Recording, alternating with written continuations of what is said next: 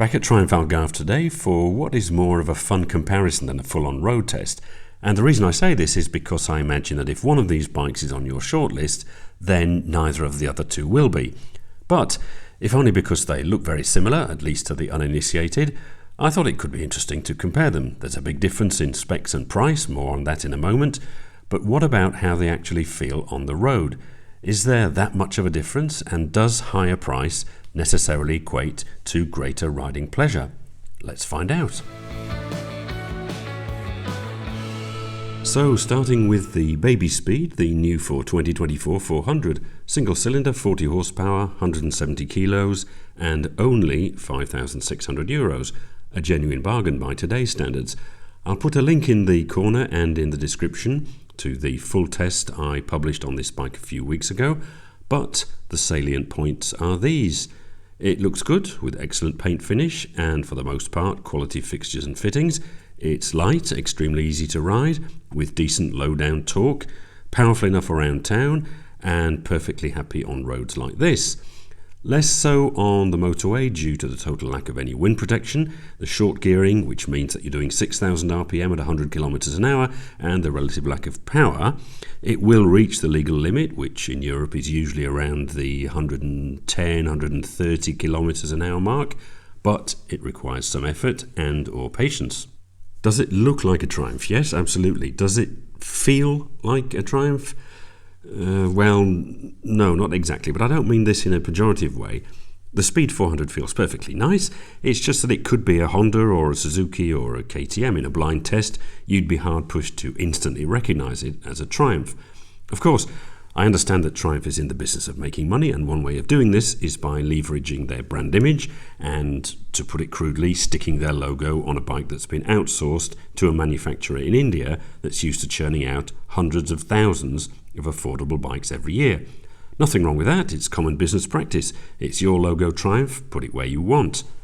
The Speed 400 is a great small capacity motorcycle, and were I in the market for a small capacity motorcycle, then I'd almost certainly choose this. But I personally have always associated Triumph with premium, large-ish capacity machines, and on that score, the 400 struggles a little to deliver. Of course it does, it's only got 40 horsepower. If you can get past that and just enjoy the bike for what it is, a good-looking, well-built, easy to ride and very affordable runaround, then you'll have a lot of enjoyment from it. Jumping on the 900 reinforces what I've just said about the 400. This immediately feels more like what I would call a real Triumph. Although, in all honesty, I think it's the least successful of the three bikes aesthetically. It just looks a bit dated in comparison to the fresh new 400, and I think this could largely be down to the gated right way up forks and 18-inch front wheel. They just make the bike look old. A 17-inch front wheel looks sporty, a 19-inch looks adventure-y, but 18 just looks old to me. It's subjective, I know, and a lot of owners like that, and that's fine. Kind of the whole point of buying into the modern classic scene, I suppose. But the front end of the 900 with its gaiters and skinny front tyre doesn't really do it for me. Other than that, unsurprisingly for a Triumph, the finish is exemplary. Beautiful paintwork, thick metal parts everywhere, quality components except for the shocks, and the noise on startup is fantastic, and to my considerable annoyance, even better than my 1200.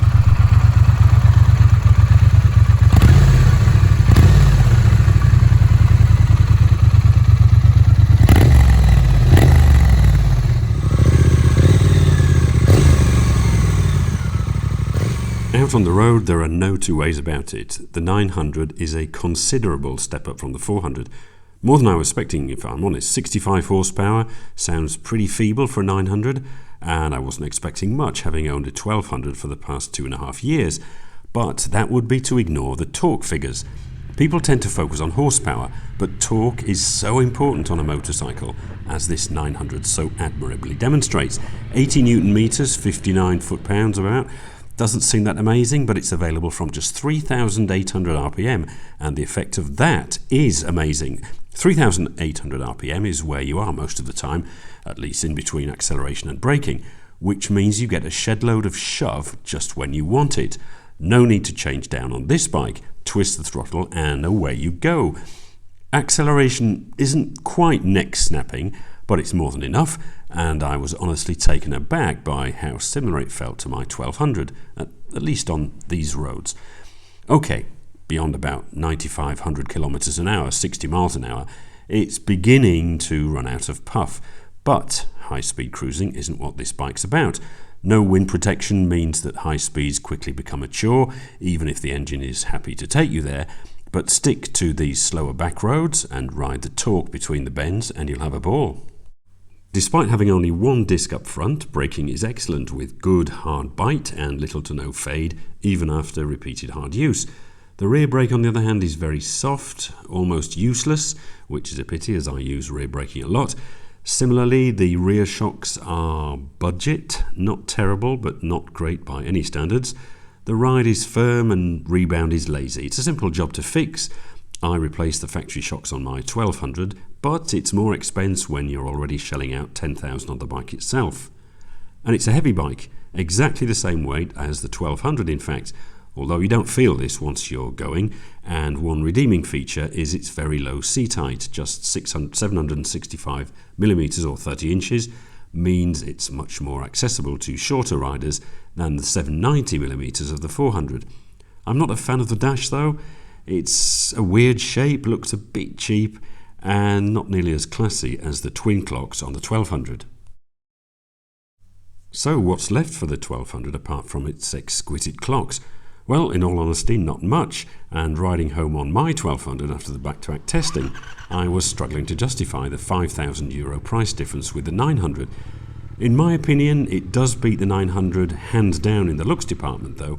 A sportier nose-down stance, upside-down forks, big Brembo M50 calipers on twin 320mm discs, 17-inch wheel front and rear, fatter tyres.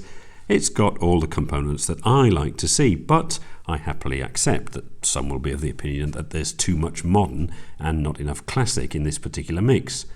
50% more horsepower compared to the 900, but in all honesty, and I am trying to be as objective as I can here, you can't tell the difference. You can't really feel it unless you really go for it.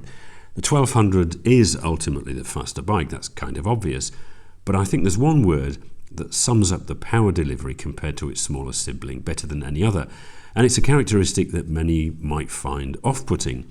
The 1200 is brutal. It provides the extra shove that turns the pleasurable ride offered by the 900 into a visceral, full-body experience. Let me run this analogy by you, and apologies in advance to the vegetarians among you, but this is the best way I can think of to describe the sensation. Imagine you're really hungry, you go into a restaurant and order a steak, have a drink while you're waiting, which inevitably sharpens your appetite even more. The waiter then comes to apologise for an additional 10-minute wait because there's a slight problem in the kitchen, and eventually, as you're about to faint, this arrives. Put a chunk in your mouth, bite down hard, and feel the juices. That, dear viewers, is what the Speed Twin 1200 feels like to ride. The 900 is just a Big Mac. The Speed Twin 1200 is a scaled-down Triumph rocket. Actually, better than a rocket in my opinion, because it weighs over 130 kilos less and is infinitely more manageable and agile. I wouldn't take a rocket down here, for example. There are many much faster bikes, Triumph's own cheaper and smaller 765 Street Triple to name but one. But it's the way this high-torque engine delivers its power that I find so intoxicating. Added to the engine, the Brembo brakes are phenomenal, especially since I added some sintered pads to mine for even better bite. But while the standard Marzocchi forks are good, the rear shocks, as with the 900, look and feel cheap. I tried YSS shocks on mine, which were an improvement over stock, but I later bit the bullet and bought these Öhlins. Link to that video in the top right now and in the description if you want more details. They cost an arm and a leg, but they give a ride which somehow manages to combine comfort and sportiness. Witchcraft. The Speed Twin 1200 offers more of just about everything than you'll ever reasonably need from a motorbike, and the only way to even begin to justify the €5,000 price difference over the 900 is to turn to the law of diminishing returns. But this bike is a testament to the petrol age, and that's why I hope I'll never have to sell mine. So, After all that, which one should you go for? Well, kind of obvious this, but if you're on a budget, looking for your first small to mid-capacity bike, or just like the idea of a good-looking, affordable Triumph, then the 400 would make an excellent choice. I'd certainly buy one if I had a need for a 400, and I'd choose the Speed over the Scrambler because I think it's nicer to ride. If, on the other hand, you fancy a bike that's unmistakably Triumph with a big torquey engine, with plenty of go, and a more retro look, then the 900 is the better choice. It's a fair chunk of change more than the 400, but it strikes a good compromise between the relative limitations of the 400 and the over-the-top brutality of the 12. Thing is, though, do you really want to ride a compromise? I don't, and that's why I'm unashamedly voting for the 1200 here. Bet you never saw that coming. Yes, it's overkill and overpriced, but I love mine because even after 2.5 years of ownership, a record for me, it gives me a tingle of excitement every time I start the engine. Anyway, that's all for today. Let me know in the comments which of these 3 speeds you would go for, or indeed have gone for, and why, and whether you have any regrets. In the meantime, as always, thanks for watching.